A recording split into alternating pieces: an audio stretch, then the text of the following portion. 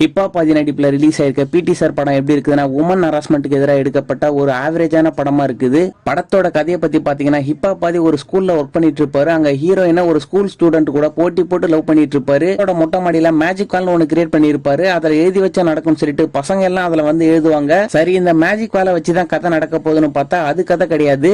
Hip hop ஆதியோட அம்மா ஒரு சாமியாருக்கு போன் பண்ணி பேசிட்டு இருப்பாங்க. அவரும் உங்க பையன் ஜாதகம் எப்பேற்பட்ட ஜாதகம் தெரியுமா, நான் சொன்ன மாதிரி உங்க பையனை பாத்துக்கோங்க, நான் சொன்னது நடக்க போகுதுன்னு பில்டப் பண்ணிட்டு இருப்பாரு. சரி, இதுதான் கதை நினைச்சா அதுவும் கதை கிடையாது. ஹீரோவோட பக்கத்து வீட்டு பொண்ணு ஹீரோ ஒர்க் பண்ற ஸ்கூல் பக்கத்துல இருக்க காலேஜ்ல படிச்சிட்டு இருப்பாங்க. ஸ்கூல் அண்ட் காலேஜுக்கு ஒரே ஓனர் தான், அவர் தான் வில்லன். அதுக்கப்புறம் யூசுவல் தமிழ் சினிமா டெம்ப்ளேட் தாங்க. பக்கத்து வீட்டு பொண்ணு மாடர்னா ட்ரெஸ் பண்ணிட்டு காலேஜ் ஃபங்க்ஷனுக்கு போவோம். நிறைய பசங்க அந்த பொண்ணு அரெஸ்ட் பண்ண ட்ரை பண்ணுவாங்க. ஊரே அந்த பொண்ணு தான் தப்பா பேசும். சரி, காலேஜ் ஓனர்கிட்ட கம்ப்ளைண்ட் பண்ணலாம்னு போனா அவனும் அந்த பொண்ணு அரெஸ்ட் பண்ணுவான். அந்த பொண்ணு சூசைட் பண்ணிக்கும். சாமியார் சொன்ன அந்த டைம் வந்து ஹீரோ பொங்கி எழுந்து கோர்ட்டுக்கு போயிட்டு இந்த கேஸ்ல ஜெயிக்கிறாரா இல்லையான்றதான் படத்தோட கதை. படத்துல நடிச்ச நடிகர் நடிகைகள் எல்லாம் நல்லா நடிச்சிருந்தாங்க. அந்த பொண்ணோட அப்பாவா நடிச்ச இளவரசு சூப்பரா நடிச்சிருந்தாரு. ஓவராலா இந்த படம் எப்படி இருக்குன்னா ஸ்டார்டிங்ல கொஞ்சம் காமெடி நல்லா இருக்கும், கிளைமேக்ஸ்ல ஒரு ட்விஸ்ட் நல்லா இருக்கும். உங்களுக்கு வீட்ல இருக்க போர் அடிக்குன்னா தாராளமா தியேட்டர்ல போய் பார்க்கலாம். இந்த பிடி சார் படத்தோட ரிவ்யூ உங்களுக்கு பிடிச்சிருந்தா இந்த வீடியோக்கு ஒரு லைக் போட்டு விட்டுருங்க.